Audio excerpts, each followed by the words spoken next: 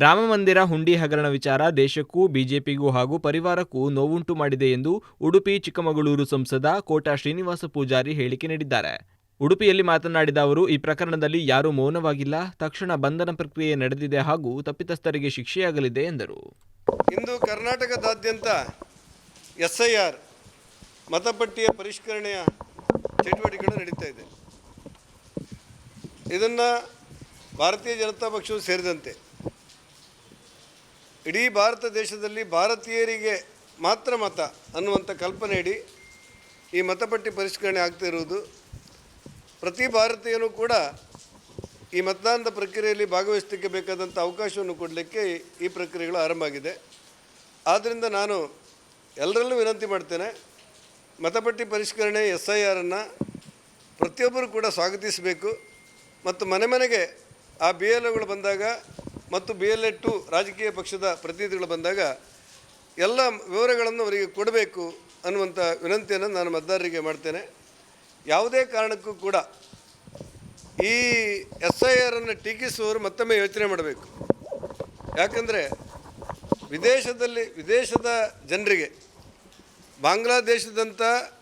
ಬಾಂಗ್ಲಾದೇಶದಲ್ಲಿರುವಂಥ ಜನ ಭಾರತಕ್ಕೆ ಬಂದು ಇಲ್ಲಿಯ ಪ್ರಜಾಪ್ರಭುತ್ವ ವ್ಯವಸ್ಥೆಯಲ್ಲಿ ಮತದಾನ ಮಾಡುವಂಥ ಅತ್ಯಂತ ಕೆಟ್ಟ ಸಂಪ್ರದಾಯಕ್ಕೆ ಈ ಮತದಾನ ಪರಿಷ್ಕರಣೆ ವಿದಾಯ ಹೇಳುತ್ತೆ ಅನ್ನುವಂಥ ವಾತಾವರಣವನ್ನು ಗಮನಿಸಬೇಕು.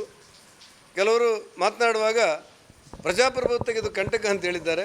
ಪ್ರಜಾಪ್ರಭುತ್ವಕ್ಕೆ ಕಂಟಕ ಅಲ್ಲ, ಇದು ಬದಲಾಗಿ ಭಾರತದ ಪ್ರಜಾಪ್ರಭುತ್ವವನ್ನು ಗಟ್ಟಿಗೊಳಿಸುವಂಥ ಒಂದು ವ್ಯವಸ್ಥೆ ಈ SIR ಮಾಡ್ತಾ ಇದೆ ಅನ್ನೋದನ್ನು ಗಮನಿಸಬೇಕು ಅಂತೇಳಿ ನಾನು ಎಲ್ಲರಲ್ಲೂ ವಿನಂತಿ ಮಾಡಿ ಈ SIR ಪ್ರಕ್ರಿಯೆಗಳನ್ನು ಮತದಾರರ ಪರಿಷ್ಕರಣೆಯ ಪ್ರಕ್ರಿಯೆಗಳನ್ನು ಅತ್ಯಂತ ಪ್ರೀತಿಯಿಂದ ಸ್ವಾಗತ ಮಾಡ್ತೇನೆ.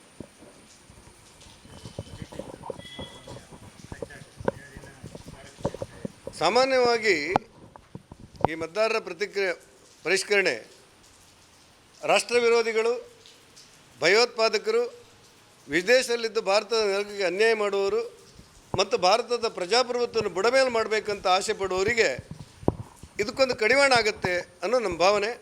ಹಾಗಾಗಿ ಕಾಂಗ್ರೆಸ್ ಅವರಲ್ಲೂ ಕೂಡ ನಾನು ಆಗ್ರಹಪಡಿಸ್ತಾ ಇರೋದು, ದಯವಿಟ್ಟು ಇಂಥ ಗೊಂದಲಕ್ಕೆ ಇಳಿಬಾರ್ದು ಮತ್ತು ಮತದಾರರ ಪ್ರಕ್ರಿಯೆಗೆ ಎಲ್ಲರೂ ಕೂಡ ಅದನ್ನು ಬೆಂಬಲಿಸಬೇಕು ಅಂತೇಳಿ ವಿನಂತಿ ಮಾಡ್ತೇನೆ. ಈ ಮಧ್ಯದಲ್ಲಿ ನಡೀತಾ ಇರುವುದೇನಂತ ಹೇಳಿದರೆ, ರಾಜ್ಯ ಸರ್ಕಾರ ಅಧಿಕೃತ ವಾಸ್ತವ್ಯ ಪತ್ರವನ್ನು ಕಂದಾಯ ಇಲಾಖೆ ಮೂಲಕ ನಾವು ಕೊಡಿಸ್ತಾ ಇದ್ದೇವೆ ಅನ್ನುವಂಥ ಮಾತುಗಳನ್ನು ರಾಜ್ಯ ಸರ್ಕಾರ ಹೇಳ್ತಾ ಇದೆ. ಅಂದರೆ ವಾಸ್ತವ್ಯ ದೃಢೀಕರಣ ಪತ್ರವನ್ನು ಗಮನದಲ್ಲಿಟ್ಟುಕೊಂಡು ಮತದಾರರ ಪಟ್ಟಿಯ ಪರಿಷ್ಕರಣೆಯಲ್ಲಿ ಮತಕ್ಕೆ ಯಾವುದಾದ್ರೂ ವಿದೇಶಿ ಮತದವರಿಗೂ ಕೂಡ ಅನುಕೂಲ ಆಗುವಂಥ ಒಂದು ಪ್ರಕ್ರಿಯೆಗಳಿಗೆ ಇದು ಅವಕಾಶ ಆಗ್ಬೋದು ಅನ್ನುವಂಥ ದೂರುಗಳು ಬರ್ತಾ ಇದೆ. ಆ ಹಿನ್ನೆಲೆಯಲ್ಲಿ ಈ ವಾಸ್ತವ್ಯ ಸರ್ಟಿಫಿಕೇಟನ್ನು ಇಟ್ಟುಕೊಂಡು ಯಾವುದಾದ್ರೂ ಮತವನ್ನು ಉಳಿಸಬೇಕು, ನಮಗೆ ಬೀಳುವಂಥ ಮತಗಳನ್ನು ಉಳಿಸಬೇಕು, ಅವ್ರು ಯಾವುದೇ ವರ್ಷದವರಾದರೂ ಅಡ್ಡಿಲ್ಲ ಅಂತ ಹೇಳಿ ಕಾಫಿ ತೋಟದಲ್ಲಿ ಕೆಲಸ ಮಾಡುವಂಥ ಬಾಂಗ್ಲಾ ನಿವಾಸಿಗಳಿಗೆ ಅವಕಾಶ ಮಾಡಿಕೊಡುವಂಥ ಪ್ರಕ್ರಿಯೆಗಳು ಮುಂದುವರೆದರೆ, ಸರ್ಕಾರ ಕೊಟ್ಟಿರುವಂಥ ಅವಕಾಶವನ್ನು ಬಳಸಿಕೊಂಡು ಕಂದಾಯ ಇಲಾಖೆ ಅಧಿಕಾರಿಗಳು ವಾಸ್ತವ್ಯ ದೃಢೀಕರಣ ಪತ್ರವನ್ನು ಊರ್ಜಿತಗೊಳಿಸಿ ಈ ಮತದಾರರ ಪಟ್ಟಿಯಲ್ಲಿರುವಂಥ ಮತವನ್ನು ಅನೂರ್ಜಿತ ಆಗ್ಬೋದಂಥ ಮತವನ್ನು ಉಳಿಸಬೇಕು ಹೊರಟ್ರೆ, ಈಗಾಗಲೇ ನಾವು ಕೇಂದ್ರದ ಚುನಾವಣಾ ಆಯೋಗಕ್ಕೆ ದೂರು ಕೊಡಲಿಕ್ಕೆ ಯೋಚನೆ ಮಾಡ್ತಾ ಇದ್ದೇವೆ. ಇದೇನಾದರೂ ಆದರೆ ಈ ವಾಸ್ತವ್ಯ ದೃಢೀಕರಣ ಪತ್ರವನ್ನು ಕೊಟ್ಟು ನಾಳೆ ಅದು ನಕಲಿ ಮತ ಅಂತ ಸಾಬೀತಾದರೆ ಯಾವ ಅಧಿಕಾರಿ ಈ ಮತದಾರರ ಪಟ್ಟಿಗೆ ಸೇರ್ಪಡೆ ಮಾಡಲಿಕ್ಕೆ ಮತ್ತು ವಾಸ್ತವ್ಯ ಸರ್ಟಿಫಿಕೇಟನ್ನು ಕೊಟ್ಟಿದ್ದಾರೋ ಅದೇ ಅಧಿಕಾರಿಯನ್ನು ಹೊಣೆಗಾರಿಕೆ ಮಾಡಬೇಕು ಅನ್ನುವಂಥ ಆಗ್ರಹವನ್ನು ಮಾಡುವಂಥ ಪ್ರಕ್ರಿಯೆಗಳು ಪ್ರಾರಂಭ ಆಗ್ತಾಯಿದೆ.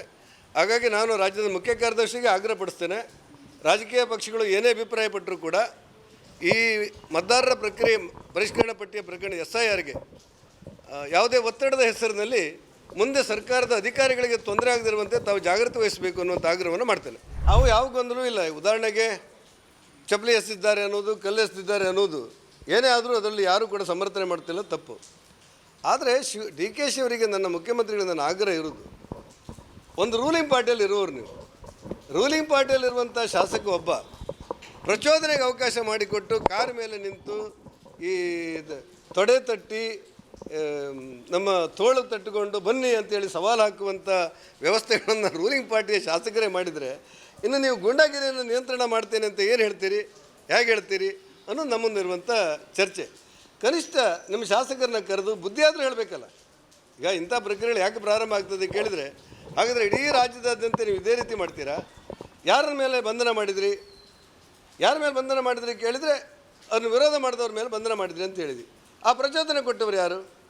ಅದು ಕೆವಡಯ್ಯನ. ಈಗ ಸ್ವಯಂ ಪ್ರೇರಿತರಾಗಿ ಕೇಸನ್ನು JDSನ BJP ಕಾರ್ಯಕರ್ತರ ಮೇಲೆ ನೀವು ಹಾಕ್ತೀರಿ, ಸ್ವಯಂ ಪ್ರೇರಿತರಾಗಿ. ಯಾರೂ ದೂರು ಕೊಟ್ಟಿಲ್ಲ ನನಗೆ ಗೊತ್ತಿರುವಂತೆ.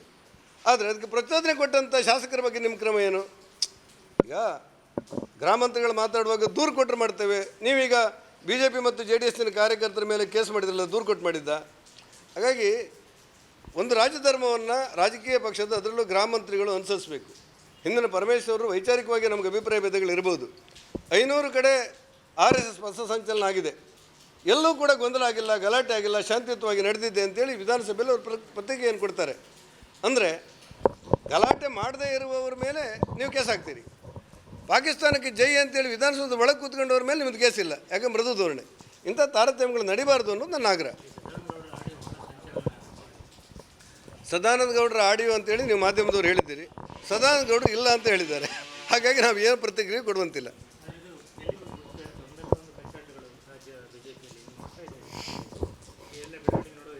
ಈಗ ಅಡ್ಡ ಮತದಾನವೂ ಸೇರಿದಂತೆ ಅನೇಕ ಪ್ರಕರಣಗಳಲ್ಲಿ ಸಣ್ಣ ಪುಟ್ಟ ಸಮಸ್ಯೆ ಇದ್ದದ್ದು ಹೌದು. ಸಕಾಲದಲ್ಲಿ ಎಲ್ಲ ವರದಿಯನ್ನು ಕೇಂದ್ರ ನಾಯಕತ್ವ ತರಿಸ್ಕೊಂಡಿದೆ. ಭಾಳ ಗಟ್ಟಿಯಾಗಿ ನಿಂತುಕೊಂಡು ಏನು ಮಾಡಬೇಕು ಅದನ್ನು ಅದು ಮಾಡುತ್ತೆ.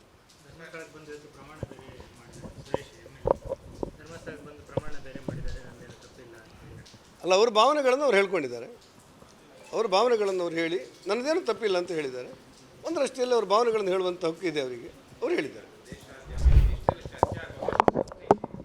ಏನಿಲ್ಲ, ಯಾರೂ ಮೌನ ಇಲ್ಲ, ಯಾರೂ ಮೌನಗಳಿಲ್ಲ. ರಾಮ ಮಂದಿರದ ನಿರ್ಮಾಣದ ಹಿನ್ನೆಲೆಯಲ್ಲಿ ಭಾರತೀಯ ಜನತಾ ಪಕ್ಷವು ಸೇರಿದಂತೆ ಇಡೀ ಹಿಂದೂ ಧರ್ಮದ ಒಂದು ಅತ್ಯಂತ ಶ್ರೇಷ್ಠವಾದಂಥ ಪವಿತ್ರವಾದ ಸ್ಥಳ, ಸಾಕಷ್ಟು ಆರ್ಥಿಕವಾದಿ ಶಕ್ತಿ ಹರಿದು ಬರುವಂಥ ಒಂದು ವ್ಯವಸ್ಥೆಗಳದು. ಧಾರ್ಮಿಕ ಕೇಂದ್ರಗಳಲ್ಲಿ ಅನೇಕ ಕಡೆಗಳಲ್ಲಿ ಇಂಥ ಸಮಸ್ಯೆಗಳಿದೆ, ಮೊದಲಿಂದೂ ಇತ್ತು.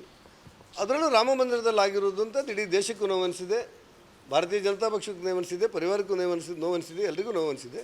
ಅದರ ತಕ್ಷಣ ಯಾರ್ಯಾರು ಬಂಧನ ಮಾಡಬೇಕು ಅದನ್ನೆಲ್ಲ ಮಾಡುವಂಥ ಪ್ರಕ್ರಿಯೆಗಳು ಆಗಿದೆ. ಇಂಥ ಘಟನೆಗಳು ನಡೀಬಾರ್ದಾಗಿತ್ತು. ಯಾರೇ ತಪ್ಪು ಮಾಡಿದ್ರು ಅವರಿಗೆ ಶಿಕ್ಷೆ ಕೊಡ್ತೇವೆ ಅನ್ನುವಂಥ ಮಾತನ್ನು ಮುಖ್ಯಮಂತ್ರಿಗಳು ಹೇಳಿದ್ದಾರೆ, ಮಾಡ್ತಾ ಇದ್ದಾರೆ.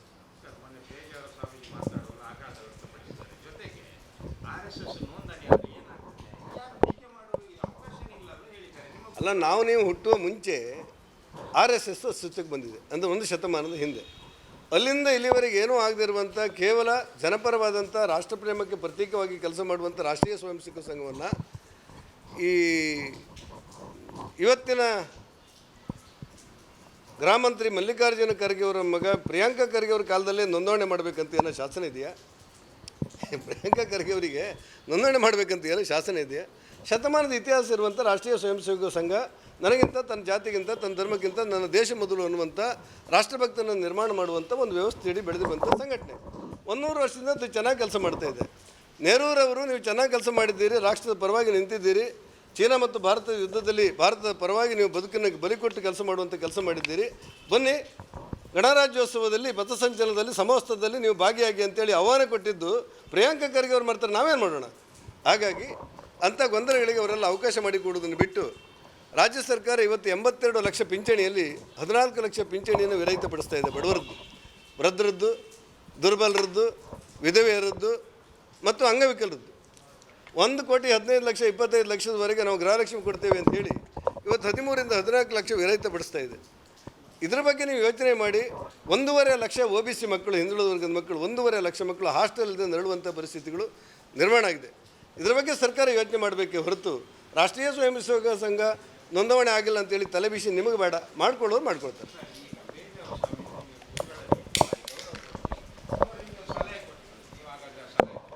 ಏನು ಸಲಹೆ? ಯಾರು? ಯಾವಾಗ? ಏನಂತ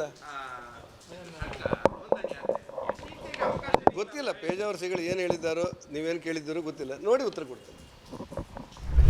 ಅದೆಲ್ಲವನ್ನು ಗಮನಿಸ್ತಾರೆ. ಉದಾಹರಣೆಗೆ ನಾವು 90% ಈಗಾಗಲೇ ಒಂದು ದಾಖಲೆ ಅಡಿ ತಗೊಂಡು ಬಂದೇವೆ, 10% ಮಾತ್ರ ಪರಿಶೀಲನೆ, ಅದು ಯಾವುದೂ ಅಲ್ಲ. ಒಂದು ಮನೆಗೆ ಹೋದಾಗ ಆ ಮನೆಯಲ್ಲಿರುವಂಥ ಎಲ್ಲರಿಗೂ ಕೂಡ ಪ್ರಪತ್ರಗಳನ್ನು ಕೊಟ್ಟು ಇದನ್ನು ತುಂಬಿಸಿ ನಿಮಗೆ ಕೊಡಿ ಅಂತೇಳಿ BLO ಮೂಲಕ ಮಾಡಿರ್ತಾರೆ. BLO ಅವರು ಏನು ಟ್ರೈನಿಂಗ್ ಕೊಟ್ಟದ್ದು ಕಡಿಮೆ ಆಗದಿದ್ದರೆ ಟ್ರೈನಿಂಗನ್ನು ಚುನಾವಣಾ ಆಯೋಗ ಕೊಡುತ್ತೆ. ಅದನ್ನು ನೋಡಲಿಕ್ಕೆ BLO 2 ರಾಜಕೀಯ ಪಕ್ಷದ ಪ್ರತಿನಿಧಿಗಳಿರ್ತಾರೆ. ಉದಾಹರಣೆಗೆ ಒಂದು ಮನೆಯಲ್ಲಿ 10 ಜನ ಇದ್ದರೆ 10 ಜನರಿಗೂ ಕೂಡ ನೋಟಿಸ್ಕೊಡ್ತಾರೆ. ಅವರೆಲ್ಲರೂ ಕೂಡ ಅದನ್ನು ತುಂಬಿಸಿ ವಾಪಸ್ ಕೊಡ್ತಾರೆ. ಆ ವಾಪಸ್ ಕೊಟ್ಟಿದ್ದರಲ್ಲಿ ಚುನಾವಣಾ ಎಲ್ಲ ದಾಖಲೆಗಳನ್ನು ಗಮನ ಇಟ್ಕೊಂಡು ಹೆಚ್ಚಾಗಿ ವಂಶವೃಕ್ಷವೇ ಅದರ ದಾಖಲೆ, ಅದನ್ನು ನೋಡಿ ಅವ್ರ ಹಿಂದೆ ಯಾರು, ಅವ್ರ ತಂದೆ ಯಾರು, ಇದನ್ನೆಲ್ಲವನ್ನು ಗಮನದಲ್ಲಿಟ್ಟುಕೊಂಡು ಅದು ಚುನಾವಣೆಯ ಅಧಿಕೃತ ಪಟ್ಟಿಯನ್ನು ಪ್ರಕಟಿಸ್ತಾರೆ. ಆನಂತರ ಕೂಡ ಆಕ್ಷೇಪಕ್ಕೆ ಅವಕಾಶವಿರುತ್ತದೆ. ಒಟ್ಟಾರೆ ಈ SIRನಲ್ಲಿ ನೈಜವಾದಂಥ ಭಾರತೀಯನಿಗೆ ಮತದಾನದಿಂದ ವಂಚಿತರಾಗುವಂಥ ಅವಕಾಶಗಳಿಲ್ಲ. ವಿದೇಶದಲ್ಲಿ ಬಂದು ನಾನು ಓಟ್ ಹಾಕ್ತೇನೆ ಅನ್ನೋರಿಗಿರುವಂಥ ಅವಕಾಶವನ್ನು ತಪ್ಪಿಸೋದು ಇದ್ರ ಗುರಿ. ಏನೇ ಸಂಘರ್ಷಗಳಾದರೂ ಕೂಡ ಇದರಲ್ಲಿ ನೈಜ ಭಾರತೀಯನಿಗೆ ತೊಂದರೆ ಆಗದಿರುವಂತೆ ಚುನಾವಣಾ ಆಯೋಗ ನೋಡಿಕೊಳ್ಳುತ್ತೆ.